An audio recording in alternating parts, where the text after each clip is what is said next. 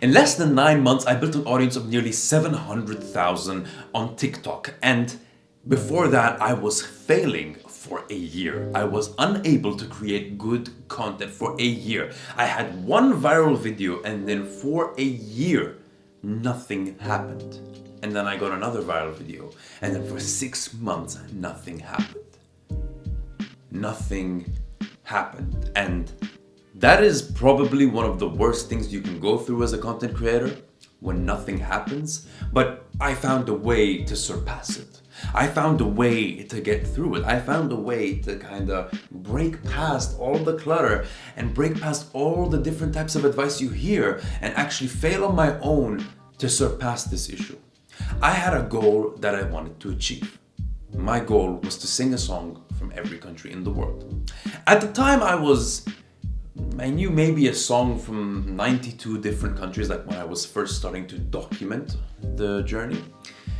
And I thought, you know what, I'm not going to start a challenge to sing a song from every country in the world. What I'm going to do is I'm actually going to just sing songs from different countries and do a song challenge called the 1,000 Song Challenge. Sing 1,000 different songs, and they will be from different, languages. And I thought that would be a good idea, but the problem is no one understood it. No one understood what I was trying to do. I didn't give them any context. You could see on the covers of my TikTok that, yeah, I'm doing song number 1, song number 2, and I would put it on the videos, but people wouldn't understand. And people thought I was trying to be a rapper, when clearly that was not what I was trying to communicate. Yes, I like to rap songs, but it doesn't necessarily mean I'm a rapper or I want to be an artist. It just means that I'm kind of enjoying this music, and this is the way that I'm trying to enjoy my music. But because of the way I directed my content, people were failing to understand that. And so that is one of the first mistakes you have to realize when you are creating content, when you are in this kind of blip before you reach virality, is how are people understanding you?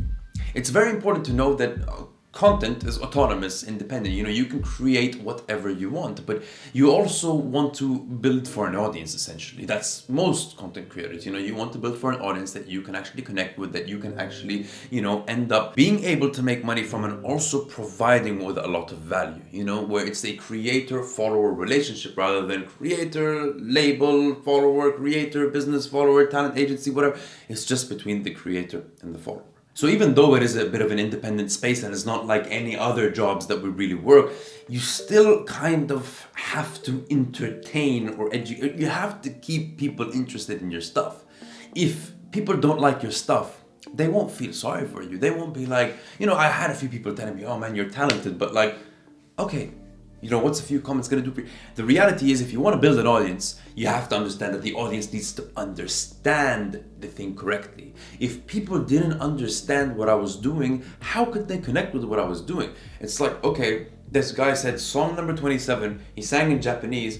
I'm interested in Japanese, so that's cool. I am Japanese, so that's cool.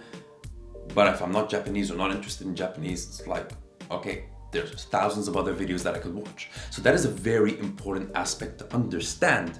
It's that, yes, I'm doing content for me, but I also have to understand there is a sort of ratio that I have to follow to ensure that I am doing the content that I like, but also in a way that people will understand. Because the reality is, I would not have 700,000 followers today if people did not understand what I was trying to do. And it was actually communicated for me in real life. When I was trying to get people in real life to understand what I was doing and show them my account, I had to explain to them first and say, I'm singing a song from every country in the world, and then I'm singing 1,000 songs, and through that I will sing in different languages. So I had them hooked at I'm singing a song from every country in the world.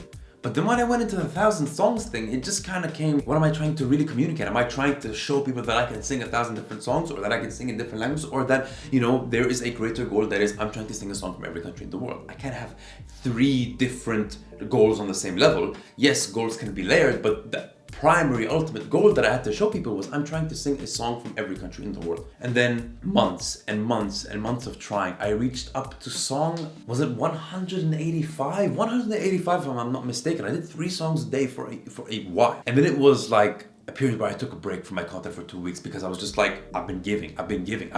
I do not understand how I can make this stuff go viral. No one is interested. And at first, and this is the second thing that you really have to pay attention to, do not blame the algorithm. do not even think about blaming the algorithm, because when you are curating billions of creators, are there billions? Let's say hundreds of millions of creators. When you are curating hundreds of millions of creators, when you are curating hundreds of millions of creators, there's bound to be some randomness. Your videos are bound to lose some views. Your videos are bound to bounce up and down. I've been speaking to TikTokers before and they would say, I'm getting shadow banned, or I'm, because I'm in this country, because I'm in that. Definitely, so many factors play a role. But I like to think of it like this, right? And that was kind of the turning point for me. It's like, there are so many factors, including luck, including hard work, including the time you post, including the hashtags, including the person. Like, literally, if 10 people who have nothing to do with your video saw it, didn't like it, but 10 people who actually all liked the video, right? It's what are the chances? There are so many different chances for a different number of 10 people to actually like your video. So you don't have control of that. You don't have control of the nature of people. So you could say 100 people saw my video, it didn't work. But what was the nature of 100 people? This is something I want to talk about in the future. It's not just the quantitative stats on social media that matter, it's the qualitative. What is the nature of the comments you're getting? You're getting 3,000 comments. Are people hating? Are people criticizing? Are they bot comments? What is the nature? Here, what is the nature of the people seeing your videos? So when you try to analyze it and be like, the algorithm is doing this to me, and the algorithm is doing that to me, and the algorithm is messed up, and oh my god, you know what, it's just a TikTok algorithm. They updated it again, man. They updated it again. What am I gonna do, man? They updated the algorithm again. I was just doing so well. I was building. Yeah. So because they updated the algorithm, your success that you were having for 6 months suddenly goes down. You know what I realized? When I realized that I needed to change is when I actually saw all the content I was putting on YouTube and on TikTok and on Instagram, and I sat down and I looked. And I didn't just look at it. I didn't just look at it. I sat down and put myself in the position of someone who is not me, watching my content, looking at my page, understanding the thing. And then I looked at it from the idea of a social media coach, right? From the point of view of someone who's just watching my content, I realized there were so many different colors, so many different things all over the place, so much text, there wasn't really a coherent brand or structure in what I was doing. So when you actually look at your content, you will start to pick out and find the holes in it and realize that no, there's things that I could do better. And then when you look at it from a social media coach's point of view, you go like, okay, analytically, I could see these are the videos that are doing well. Okay, if I look at the comments on these videos, this video had a lot of views, but people didn't like it as much. So yes, if you want to tap into that market where people will bully you, let's say, you can actually do that and go through this video, but it's up to you if you want the nature of those videos. And so that's when I realized, by looking at it from a different perspective, there were clear things I was doing wrong. When I put myself in the shoes of another person, I didn't understand what I was doing. So I had the cues from people in real life. And then I looked at my account and I'm just like, what am I trying to communicate here? What am I trying to communicate? When I realized that, it's not the algorithm. When you actually look at your content, you will realize if you look at your content objectively, if you look at it without bias and you're honest with yourself, you don't have to put it out to the world. If you look at your content and you're honest with yourself and you say, I understand why it's not doing well, you will grow at such insane rates, because simply by saying that and genuinely meaning it, you will try to do better. You will strive to do better. Every time in my social media career that I've said, I don't need to do this, I thought that I knew. But every single time that I sat down and said, let me dedicate 30 minutes of my time to learning more. Let me say that I am wrong and that I can do better, because there's clearly people out there who are doing better than me.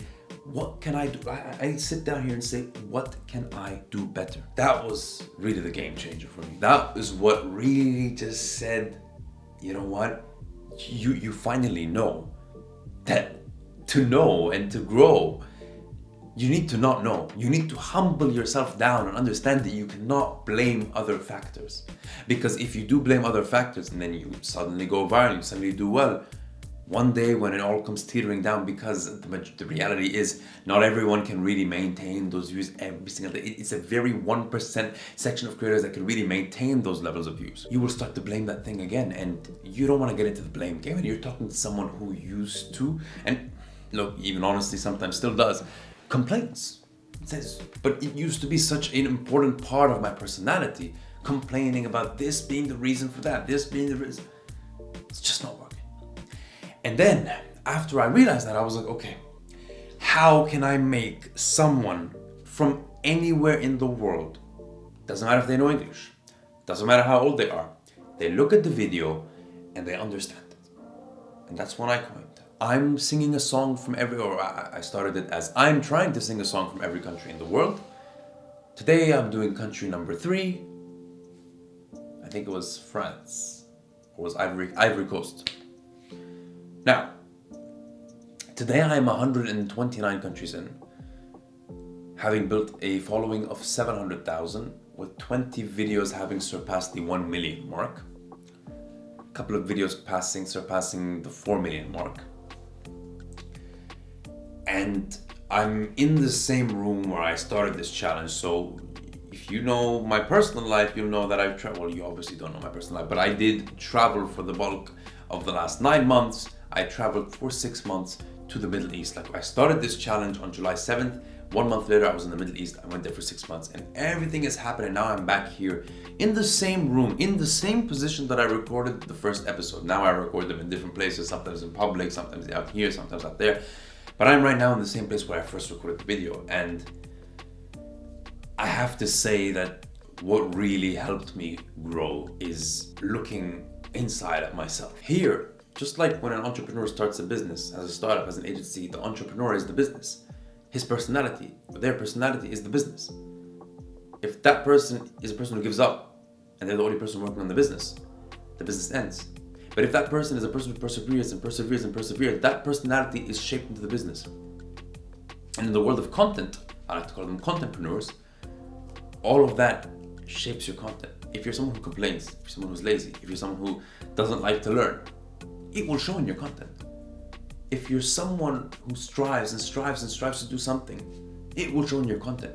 I can guarantee and say fully confidently, it shows in my content that I'm a person who is relentless because it's my target to have the Every Country Challenge finished 365 days after I started it. So July 7th, 2022 to July 7th, 2023. I'm currently 3 days ahead of schedule to get that done. Now, God knows what will happen on the way. I do have some offers right now from the Middle East to potentially go there. That, it's like 2 days flying from Australia to the Middle East. That, also moving into a place and having your camera set up and everything, that really causes some craziness, right? And obviously the time you have to pack, go sit with family and kind of just rest, because for me, those long flights, they're not really easy.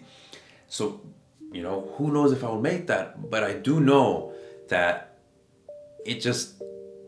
everything shows. If you can show truly that you can make good content, I will always repeat it, you just have to make good content that people can understand.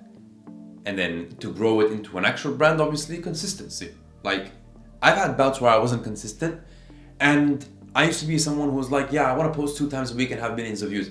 That is great. And it happened with me, actually. But I realized that when you do that, you really limit yourself. You really limit what you're capable of. When it goes easy, go hard. That's why I see it. Because when I was getting millions of views and I was just like, you know what? I could just do 2 videos a week and get 5 million views. It's easy. That's how I had it for a couple of weeks. And then I was like, why am I going easy? Because now, guys, this is the road to 1 million. September 10th is my birthday and I want to reach 1 million followers. I'm on track to reach 1 million followers by September 23rd. That's 13 days after my birthday. I want to reach it on my birthday. And that goal, right? So when it goes to how you put 700K, right? Because it includes 9 months. Well, I think what's really important is setting goals.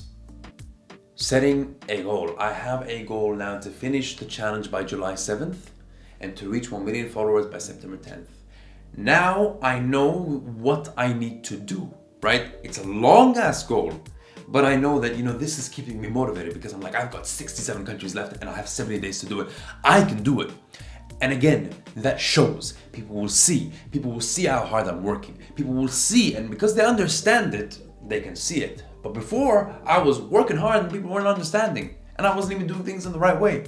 But I looked inside. And so all I'm gonna say is, And if you've watched until now, I know you don't care about, oh, it's the algorithm or, you know, I know you now are convinced that you need to look back at yourself and see what you can do to be better. Because even if you're the best in the world, you can still be better. So if the best in the world can still be better, if the best in the world still trains, right? My dad said this to me once. Lionel Messi, he won the World Cup, right, in 2022. He has to still train for his matches. He's done everything. He's probably the best player of all time, but he still has to train. He still has to practice week in, week out. He still has to follow a diet. He still has to exercise. He still has to play against teams that are not really on his level. He has to play every match that he's available. He has to play friendlies. He has to play whatever. If that guy, the best in the world, still trains, still tries, still looks at what can I improve. He has the best dribbling in the world. No one touches and keeps the ball like him. And he still thinks, how can I be better? Formula One drivers, this guy will beat the fastest lap of 1 minute 20:19. How can I get to 1 minute 20:17? How can I get to 1:19? How do I be the best? So if those people are looking back at themselves, what's your excuse for saying it's the algorithm? Because let me tell you something. The best F1 drivers are the ones who won, not the ones who said car wasn't good enough. That's the reality. There's a lot we can discuss there when it comes to F1 and cars, but that's the reality, right? But now I realize that I'm deviating way too much. I mean, this is the content zone. This is why I wanted to make this as personable as possible. I don't want this to be like an education channel where I'm telling you, I'm here wearing it. No, I just want to, talk with you and just give you my experiences, and hopefully you'll be able to share your experiences with me. I don't have my glasses on and everything is blurry, so I don't know how many minutes this video is, but I hope you watch till the end. I hope you enjoy, and you can subscribe to the Content Zone and make this bigger, because I want this place to be the place for any content creator, any brand, any business that is, they need to understand more about content. I want to have this hub, this zone, the Content Zone, the K in the Content Zone, to be a better place for content, because social media is a very important part of our future, is a very important part of our present, but even more important part of our future. And we need to make sure that what we want the world to see is good and not evil.